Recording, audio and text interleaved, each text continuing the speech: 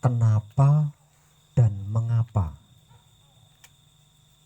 kita harus menonaktifkan pikiran, menonaktifkan hati, menonaktifkan syahwat ketika kita bersamadhi?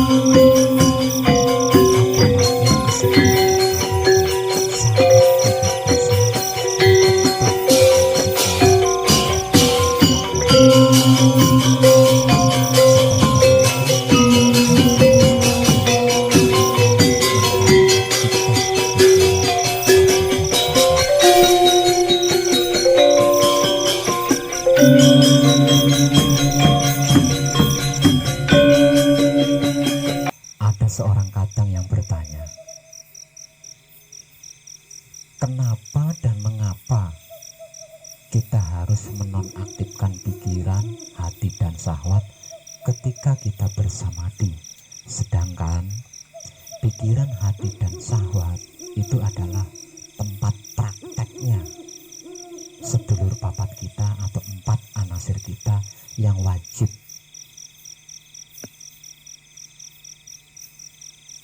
kita kenali, wajib kita mengerti, wajib kita pahami, dan wajib kita ketahui gerak-gerik mereka berempat. Nah, kalau pikiran kita nonaktifkan, kalau hati kita nonaktifkan, kalau syahwat kita nonaktifkan, bagaimana mungkin kita bisa mengenali mereka berempat? Bagaimana mungkin kita bisa mengerti, memahami, dan mengetahui gerak-gerik mereka berempat?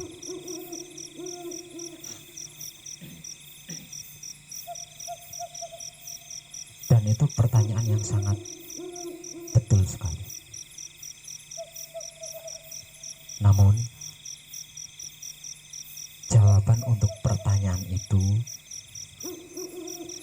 hanya untuk mereka yang belum sampai di ranah suci, yang belum berada di dalam suci. Karena siapapun dia, selagi belum mencapai tingkatan suci, selagi belum bisa masuk ke dalam suci, apapun yang diperbuat tidak bisa lepas dari yang namanya sedulur papat atau 4 anasir. Bahkan patrap dan membaca kunci itu pun kelakuan 4 anasir,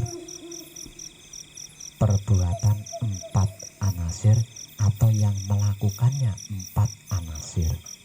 Artinya kalau 3 tempat atau pikiran, hati, dan syahwat yang tak lain dan tak bukan adalah tempat bermainnya mereka berempat kita nonaktifkan, artinya mereka juga ikut nonaktif karena tidak punya tempat, tidak punya lapangan untuk bermain-main.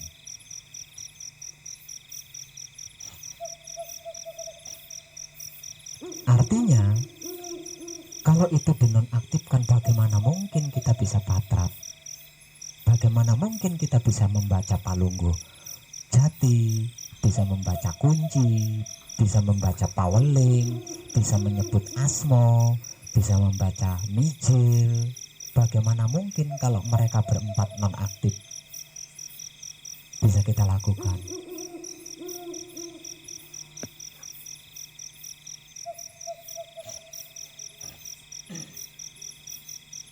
Namun rupanya yang bertanya itu tidak teliti atau kurang teliti di dalam menyimak informasi-informasi dari saya, baik itu melalui artikel maupun melalui video-video. Andai saja teliti, pertanyaan itu tidak akan muncul. Karena kenapa kok tidak muncul? Karena kalau dia teliti, pasti dia mengerti, paham, dan tahu bahwa ketika saya memberi informasi, nonaktifkan pikiran, nonaktifkan hati, nonaktifkan syahwat, itu kan ketika bersamadi, bukan ketika kita melakukan patrap kunci, patrap paweling, baca paweling, dan bla bla lainnya. Setelah menyebut asmo, kemudian dimijilake dan sampai di tahap atau titik bersamadi, nonaktifkan pikiran, nonaktifkan hati, nonaktifkan syahwat. Karena apa? Karena arti maksud daripada samadhi itu adalah diam. Arti maksudnya samadhi adalah diam. Nah, untuk mendukung samadhi atau untuk bisa diam, suka tidak suka, kita harus menonaktifkan pikiran, hati, dan syahwat. Yang tak lain dan tak bukan adalah tempat lapangan atau tempat bermainnya 4 anasir atau sedulur papat.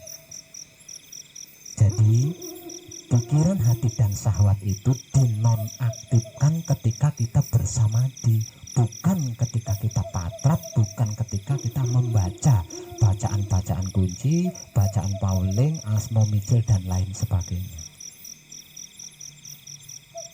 Kalau dia teliti di dalam menyimak, pasti mengerti, paham, dan tahu bahwa informasi tentang menonaktifkan pikiran, hati, dan syahwat itu ketika kita bersamadi, bukan ketika kita patrap, bukan ketika kita membaca. Kenapa pikiran, hati, dan syahwat harus dinonaktifkan?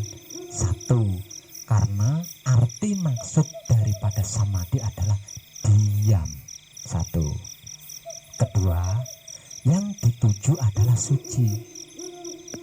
Suci itu tidak bisa dicampuri dengan apapun, tidak bisa tercampuri oleh apapun, karena suci itu adalah murninya murni, atau sesuatu yang tidak bisa dicampuri dan tercampuri dengan atau oleh apapun.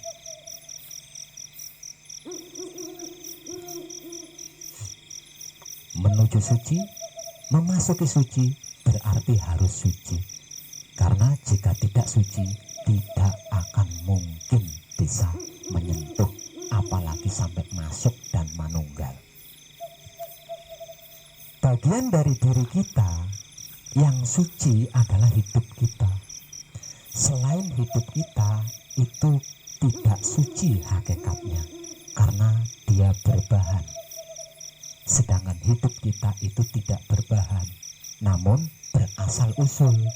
Asal usulnya hidup kita adalah maha hidup atau maha suci. Dia tidak berbahan, tapi berasal usul. Sedangkan selain hidup itu berbahan, tetap sama berasal usul, hanya saja melalui fase-fase yang tidak sebentar, baru bisa ketemu dengan asal usulnya. Artinya bagian dari diri kita yang suci itu hanya hidup kita. Tujuan kita suci. Yang bisa masuk ke dalam suci, yang bisa manunggal dengan suci adalah hidup kita. Karena hidup kita adalah ruh suci atau ruh kudus, sebab dia adalah bagian dari ruh maha suci atau ruh maha hidup itu sendiri. Jadi ketika hidup bergerak mendekati suci, ketika hidup bergerak memasuki suci dan berusaha manunggal dengan suci, artinya semua harus dilepas, termasuk 4 anasir atau sedulur papat. Itu harus dilepas. Jika tidak, enggak bisa. Jangankan 4 anasir atau sedulur papat yang bersifat gaib, wadahnya, tempat tinggalnya, yaitu wujud kita yang sok ganteng ini, itu saja harus ditinggalkan ketika hidup manunggal dengan suci. Jadi suka ndak suka, mau ndak mau, ketika kita bersamadi, memberikan sarana kepada hidup kita untuk masuk dan manunggal dengan suci, suka ndak suka, mau ndak mau, harus dinonaktifkan.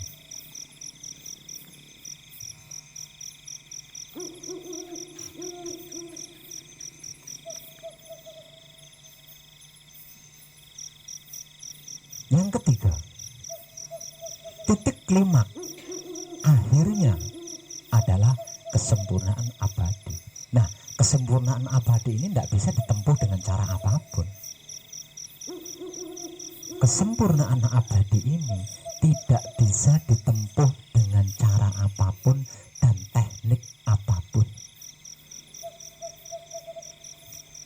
selain keserasian atau keseimbangan atau timbal balik antara hidup dan maha hidup itu sendiri.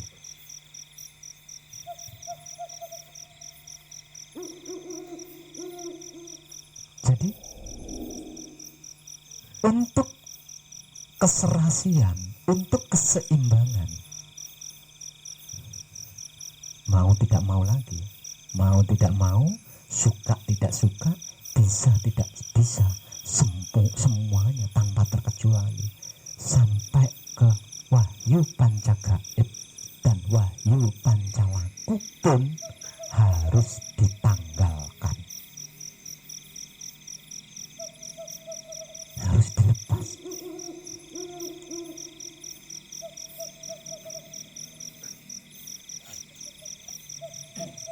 Jika tidak bisa.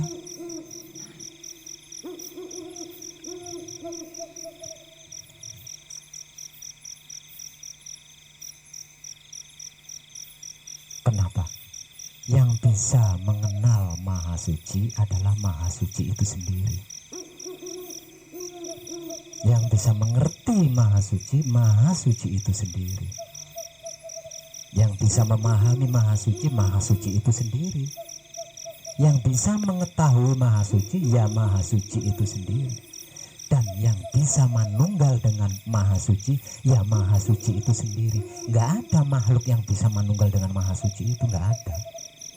Yang bisa itu Maha Suci manunggal dengan makhluknya, itu bisa. Maha Suci manunggal dengan makhluknya. Kalau makhluk manunggal dengan Maha Suci, nggak bisa, nggak ada sejarahnya. Hukumnya pun tidak seperti itu. Jadi kita hanya dapat berupaya hanya sampai di suci. Setelah kita sampai di suci, selebihnya itu urusan Maha Suci. Dan Maha Suci butuh keseimbangan dengan ruhnya di situ. Maha Suci membutuhkan keseimbangan dengan hidup yang tak lain dan tak bukan adalah ruhnya sendiri itu tadi. Dia butuh keseimbangan di situ. Dan bentuk-bentuk keseimbangan antara hidup dan Maha Hidup, antara suci dan Maha Suci adalah keuniversalan dalam segala hal. Kemerdekaan di dalam segala hal. Karena apa? Karena sifat mutlaknya Maha Suci yang tidak bisa diutik-utik itu adalah merdeka dan universal. Selain kemerdekaan dan selain universal, itu masih bisa dipolitiki. Sekalipun itu adalah sifat dan sikapnya Maha Suci, tapi masih tetap bisa dipolitiki oleh 4 anasir kita atau oleh sedulur papat kita. Tapi kalau kemerdekaan Maha Suci atau keuniversalan Maha Suci tidak bisa diotak-atik oleh apapun, bahkan hidup itu sendiri. Nah, hidup akan berupaya ketika kita berhasil mencapai suci, ketika kita berhasil memasuki suci, ketika kita berhasil manunggal dengan suci, maka secara otomatis hidup kita akan menyelaraskan dirinya dengan Maha Suci, akan menyesuaikan dirinya dengan Maha Suci, akan menyeimbangkan dirinya dengan Maha Suci. Tapi sebelum sampai di suci, sebelum manunggal di suci dengan suci, hidup masih belum punya kuasa. Karena apa? Karena gerak-geriknya itu dikuasai oleh 4 anasir atau sedulur papat kita. Jadi dia belum, sekalipun kuasa, dia belum bisa menunjukkan kuasanya. Karena direcoki atau diribetin atau diganggu oleh 4 anasir atau sedulur papat kita. Tapi ketika kita berhasil mencapai suci, masuk ke dalam suci dan manunggal dengan suci, 4 anasir sudah nggak bisa mengerecoki, ganggu itu nggak bisa. Lalu untuk masuk saja kita harus melepas mereka. Untuk bisa masuk saja kita harus melepas mereka berempat, harus meninggalkan mereka berempat. Bagaimana mungkin ketika kita berada di dalam suci, mereka berempat bisa ngerecoki? Lalu mereka sudah dinonaktifkan. Sehingganya di situ hidup kita bisa jumeneng, bisa menunjukkan kuasanya.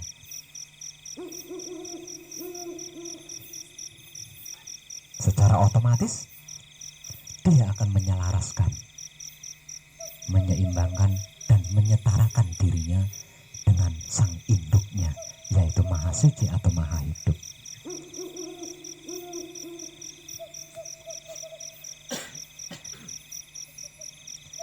belum.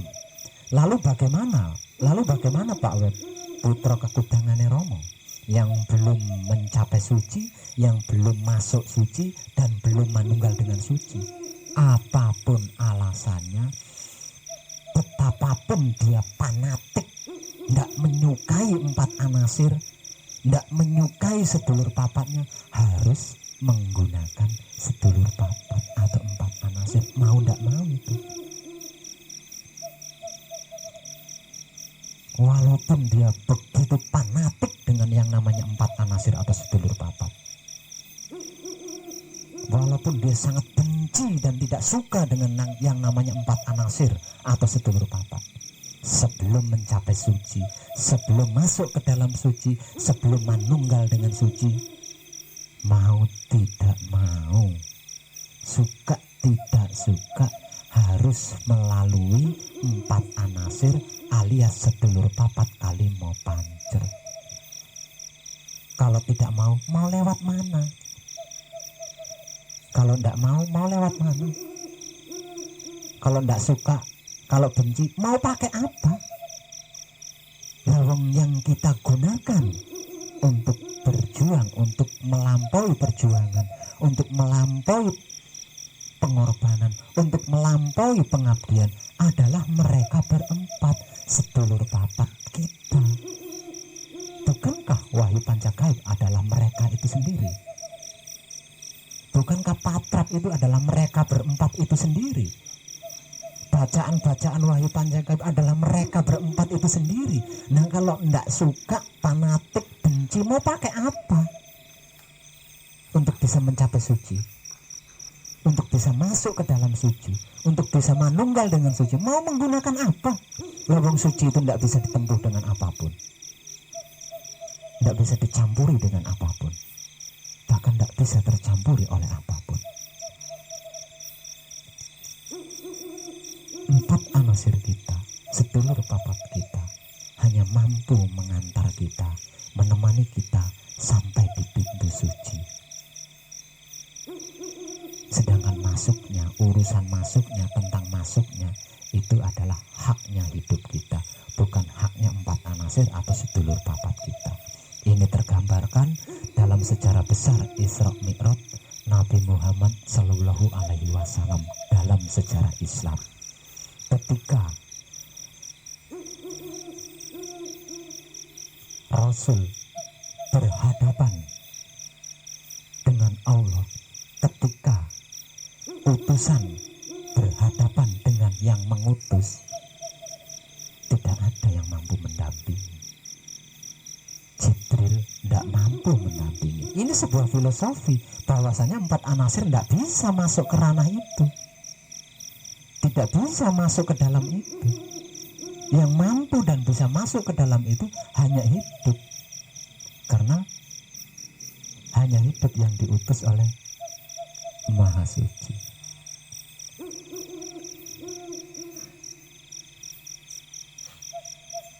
Jadi betapapun kita fanatik dengan yang disebut 4 anasir atau sedulur papat, betapapun kita tidak menyukai 4 anasir atau sedulur papat, betapapun kita bencinya kepada sedulur papat atau 4 anasir kita, kalau belum mencapai suci, kalau belum masuk ke dalam suci, kalau belum manunggal dengan suci, mau tidak mau harus menggunakan mereka berempat.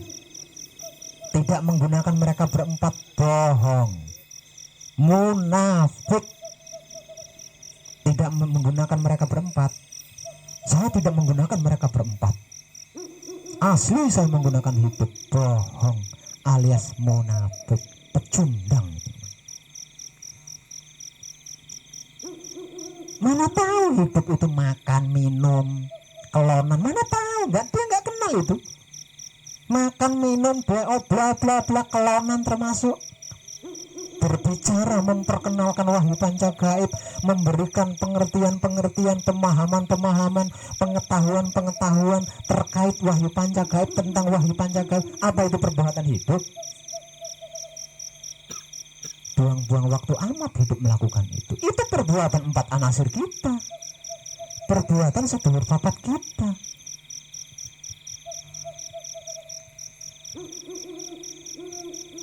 Lapar, punya kebutuhan, ingin itu, mau ini. Itu siapa kalau bukan 4 anasir, kalau bukan sedulur papat? Jangan munafik. Tanpa sedulur papat, manusia hidup itu hanya bertuhan. Tanpa adanya 4 anasir, manusia hidup itu hanya bertafakur, hanya bersamadi, karena dia tidak mau jauh dengan yang namanya Tuhan. Karena tidak mau jauh, apalagi sampai berpisah dengan yang disebut Tuhan, maka yang dilakukan hanya bersamadi, hanya bertafakur, tanpa memperdulikan perut lapar, gorokan garing, tidak peduli, tidak akan pernah memperdulikan. Karena apa? Karena hidup hanya mengenal Maha Hidup, hidup hanya tahu Maha Hidup, hidup hanya paham Maha Hidup, hidup hanya mengerti Maha Hidup. Selain Maha Hidup, dia tidak tahu apa-apa. Selain Maha Hidup, yang tahu, yang ngerti, yang paham itu 4 anasir kita. Jadi kalau masih doyan makan, doyan minum, doyan ngerokok, butuh itu, butuh ini, sekalipun wahyu panca gaib yang dijadikan jembatannya, sekalipun wahyu panca gaib yang dijadikan sarana untuk mencari amplop,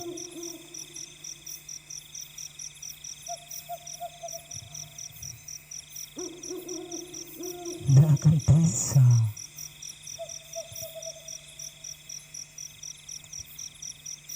Jadi sesungguhnya bersamadi, menonaktifkan pikiran, menonaktifkan hati, menonaktifkan syahwat, itu hanya dapat dilakukan oleh putra kekudangane Romo yang sudah berhasil mencapai suci, yang sudah berhasil masuk ke dalam suci, yang sudah berhasil manunggal dengan suci. Kalau belum, tidak akan mampu. Sekalipun bisa, tidak akan mampu. Kenapa kok tidak akan mampu? Karena belum mencapai suci, belum pernah masuk ke dalam suci, dan belum manunggal dengan suci. Jadi ketika ada kejadian-kejadian, entah itu di saat patrap atau di saat bersamadi, tetap terpengaruh. Karena belum mencapai suci, belum pernah masuk ke suci, belum manunggal dengan suci. Artinya suka ndak suka, mau dan ndak mau, 4 anasir sedulur papat harus aktif. Kenapa kok harus aktif? Karena harus kita mengerti, harus kita pahami, harus kita ketahui, alias harus kita kenali. Nah, kalau mereka tidak aktif, bagaimana cara kita mengenali mereka? Bagaimana cara kita mengerti mereka, memahami mereka, mengetahui mereka kalau mereka tidak aktif? Jadi sesungguhnya aktifnya mereka itu bukan mau mencelakai kita. Aktifnya mereka itu karena memberi kesempatan kepada kita agar kita bisa mengenal mereka berempat dengan mudah. Jadi jangan fanatik. Mau bicara apapun, nah kalau masih butuh makan, masih butuh minum, masih ingin itu, ingin ini, jangan fanatik dengan sedulur papat atau 4 anasir. Karena apa? Karena semua itu yang melakukan 4 anasir tersebut, sedulur papat kita tersebut. Bahkan patrap kunci itu kelakuan mereka berempat. Baca kunci, baca pauling, itu kelakuan mereka berempat. Kenapa mereka berempat melakukan itu? Memperkenalkan diri mereka berempat kepada kita, agar kita bisa mudah mengenali mereka. Itu maksudnya. Ketika kita sudah sampai di pintu suci, untuk bisa masuk ke dalam suci, kita harus melepaskan mereka berempat. plus tetek bengeknya itu. Semuanya harus dilepas. Karena apa? Karena yang bisa masuk ke dalam suci hanya hidup kita. Selain hidup kita tidak bisa. Karena hakikatnya bukan suci dan tidak suci, makanya tidak bisa masuk ke dalam suci. Apalagi manunggal, masuk saja tidak akan bisa. Di dalam sejarah Isra Mi'raj dikatakan, sungguh aku akan terbakar kalau ikut masuk bersamamu ya Rasul. Itu tempatmu, bukan tempatku. Itu Jibril berkata seperti itu. Nah, malaikat-malaikat yang mendampingi Rasul ketika Mi'raj itu siapa? Kan mereka berempat itu, 4 anasir itu, sedulur papat kuwi. Jadi kalau tidak menggunakan mereka berempat, mau menggunakan apa? Kalau tidak melalui mereka berempat, mau melalui apa? Lawang Wahyu Pancoka itu juga mereka berempat. Patrap itu juga mereka berempat. Apalagi yang lain-lainnya.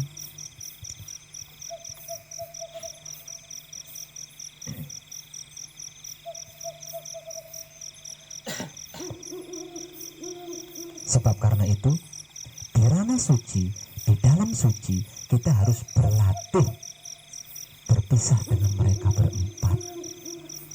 Karena seumur hidup kita sudah terlanjur mencintai, mengasihi, menyayangi mereka berempat. Yang namanya orang mencintai, mengasihi, menyayangi, yang namanya orang saling mencintai, saling mengasihi, saling menyayangi. Kalau berpisah secara spontan, mendadak, setidak-tidaknya kaget lah. Gitu. Setidak-tidaknya kaget. Sebab itu di dalam suci, manunggal dengan suci, kita harus berlatih berpisah dengan mereka berempat. Caranya kita tidak menyediakan lapangan buat mereka berempat bermain. Jadi lapangannya kita tutup, lapangannya kita nonaktifkan, seperti zaman corona saat ini. Nah, dengan begitu mereka berempat ikut nonaktif.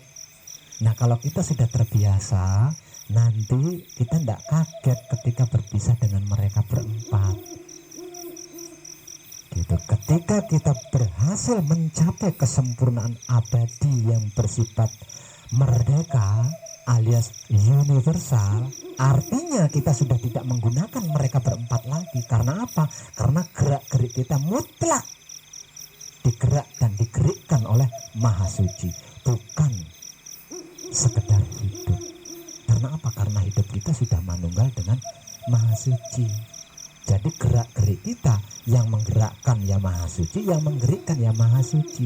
Sudah bukan dikelabui oleh 4 anasir kita lagi. Artinya sudah tidak terpakai di situ 4 anasir kita.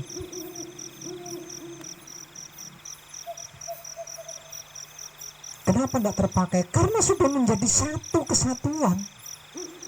Ketika hidup kita manunggal dengan Maha Hidup kita, 4 anasir kita otomatis terbawa ikut manunggal.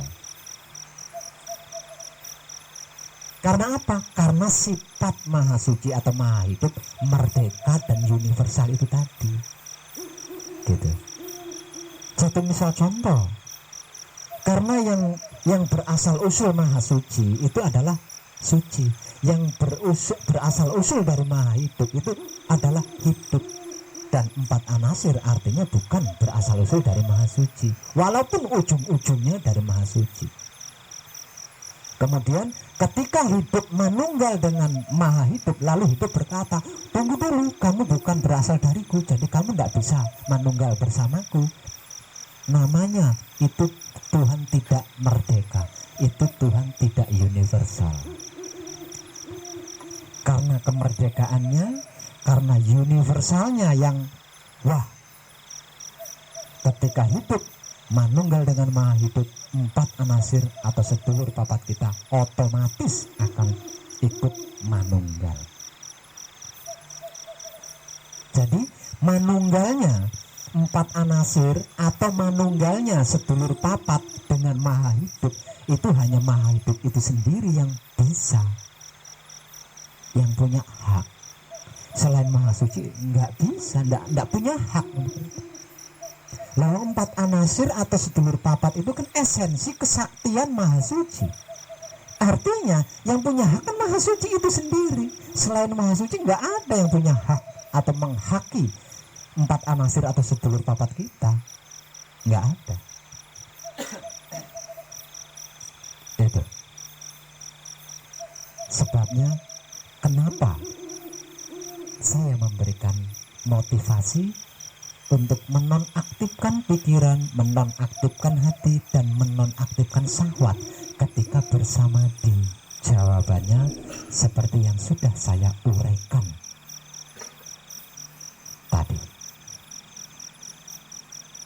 Nah, kalau belum mencapai suci, belum masuk di suci, belum manunggal dengan suci, nggak bisa menghentikan sedulur papat atau empat anasir, nggak bisa ngemoi atau nggak mau dengan sedulur papat atau empat anasir, nggak bisa. Benci, apalagi benci, nggak bisa. Mau lewat mana, mau menggunakan apa? Lewang kendaraannya itu mereka berempat, caranya itu mereka berempat, tekniknya ya mereka berempat. Mempraktekkan atau mengibadahkan wahyu pancagaib menggunakan sifat dan sikapnya wahyu pancagaib itu sendiri, yaitu wahyu pancalaku atau iman, berarti mempraktekkan, mengibadahkan mereka berempat kan. Lewang wahyu pancagaib itu adalah mereka berempat. Piye itu? Ngemoi, sengit, benci, panas, oh ya piye? Aneh.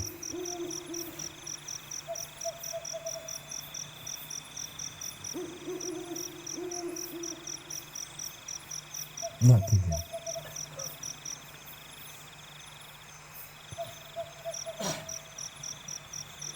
Jadi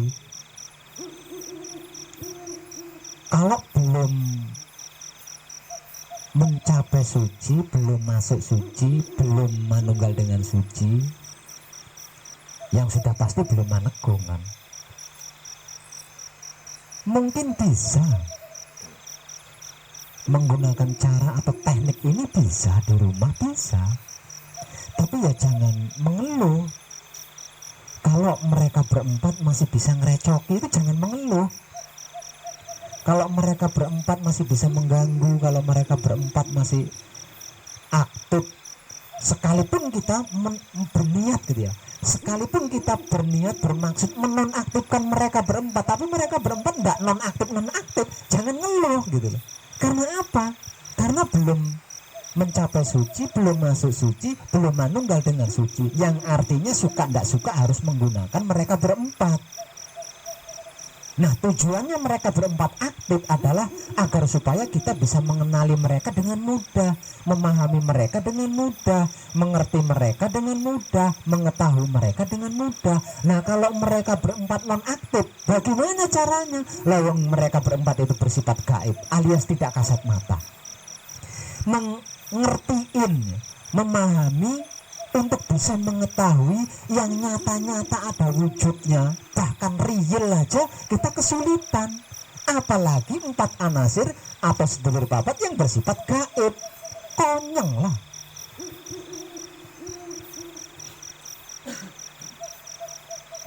Empat anasir itu sudah manunggal, ngapain diutik-utik? Oke, empat anasir sudah manunggal, ndak usah diutik-utik. Bukti manunggalnya apa? Lawang isik doyan mangan, isik doyan sambal terasi. Ngomong empat anasir manunggal, nggak isik gelem sambal terasi. Hah?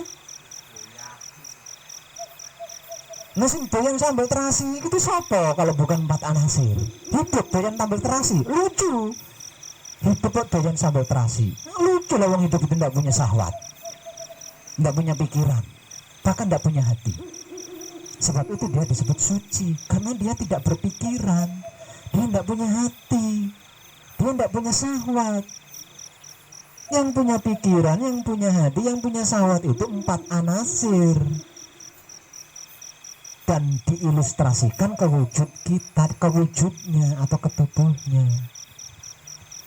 Artinya kalau kita tidak menggunakan 4 anasir, hidup itu nggak ngerti makan itu apa, bagaimana, nggak ngerti. Minum itu apa, bagaimana, yang diminum itu apa, hidup nggak ngerti. Memang dia bodoh tentang semua itu. Dia bodoh banget, makanya dia diajak apa saja mau. Itu bukti kebodohan hidup. Hidup itu sangat bodoh. Saking bodohnya disebut sangat bodoh. Hidup itu sangat bodoh. Buktinya kalau hidup itu sangat bodoh, diajak apa wae gelem. Kalau dia ngerti, paham, tahu, nggak mungkin lah. Kalau dia ngerti, paham, dan tahu membohongi orang itu sangat menyakitkan, nipu orang itu sangat menyakitkan, membunuh itu merugikan, merusak, dia tidak akan mau melakukan. Dia mau melakukan karena dia tidak ngerti, tidak paham, tidak tahu, saking bodohnya. Diajak melacur mau, diajak mendem mau, diajak berjudi mau, diajak ngerampok mau, diajak apa aja mau, diajak selingkuh juga mau. Lawang dia nggak ngerti. Nah itu kelakuannya 4 anasir. Nah kalau masih doyan makan, doyan selingkuh, ya arep apa ngomong karo wong edan baku wis nunggal jati.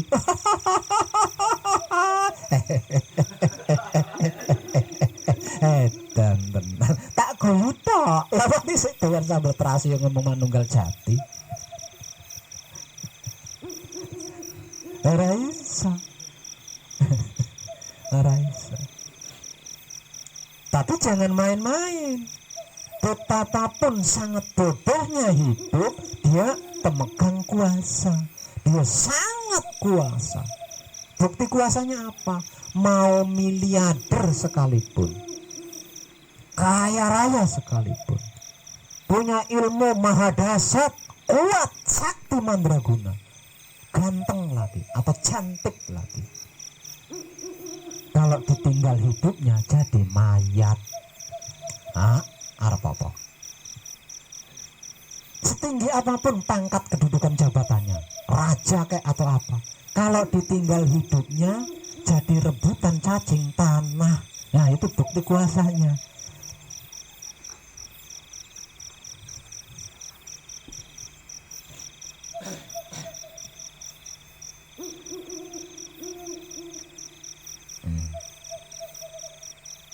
Kalau begitu berarti 4 anasir. Jangan begitu. 4 anasir melakukan semua itu pada hakikatnya, sejatinya, sesungguhnya, agar supaya kita lebih mudah mengenali mereka berempat. Karena hanya dengan mengenal mereka berempat, kita bisa melakukan perjalanan murni menuju suci. Hanya dengan mengenali mereka berempat, kita bisa melakukan perjalanan murni atau laku murni menuju suci. Tanpa mengenal mereka, mana mungkin bisa pasrah, mana mungkin bisa menerima, mana mungkin bisa mempersilahkan kuasa Tuhan, mana mungkin kalau tidak mengenal mereka, kalau belum mengenal mereka. Paling-paling Romo hanya dijadikan sapam suruh nunggu sepeda, buru-buru pasrah. Buktinya apa? Saya kan percaya sama Romo, saya yakin sama Romo. Nggak usah dikunci dah motor gua mau asik dari kafe, monggo mau. Secara tidak langsung kan saya sudah menjadikan Romo itu jadi sapam penjaga motor itu kan.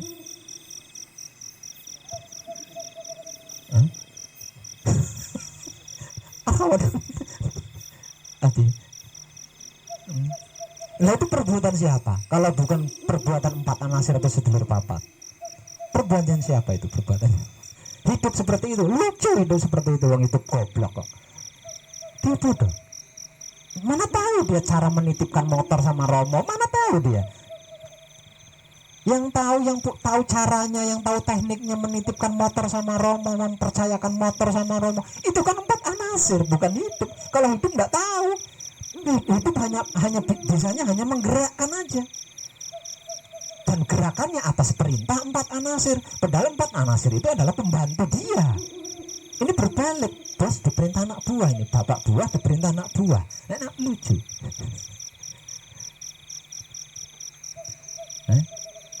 Bos diperintah anak buah.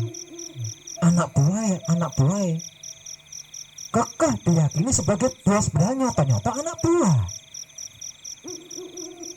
Romo iki sing gerak nih, Romo iki.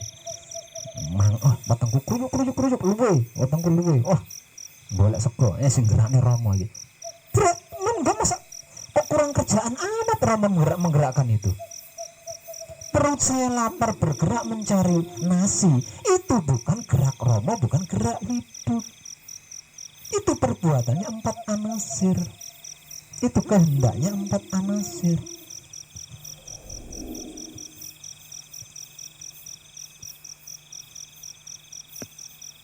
Karena dipaksa-paksa, akhirnya hidup menggerakkan.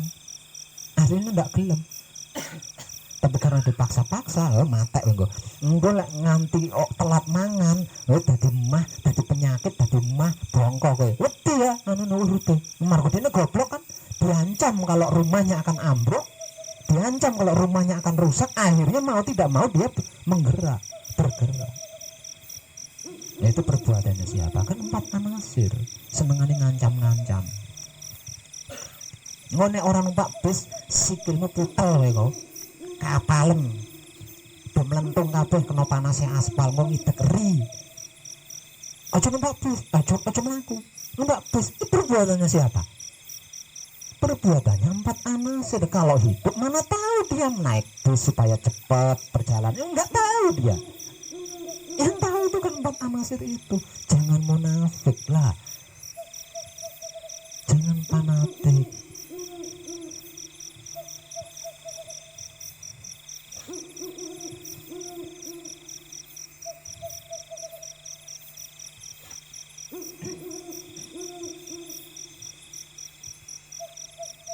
Pak Pandu.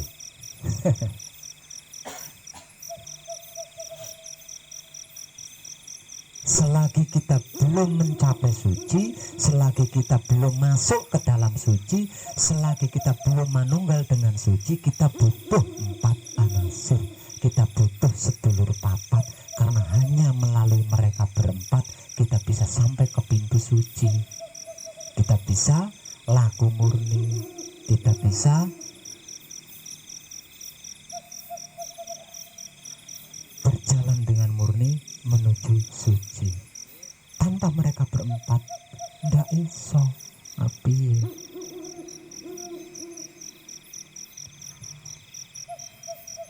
Dan ketika kita sudah sampai dan ketika kita sudah berhasil mencapai suci, ketika kita sudah berhasil masuk ke dalam suci, ketika kita sudah berhasil manunggal dengan suci, rela ndak rela kita harus menonaktifkan mereka berempat, agar supaya mereka berempat bisa manunggal dengan sang empunya.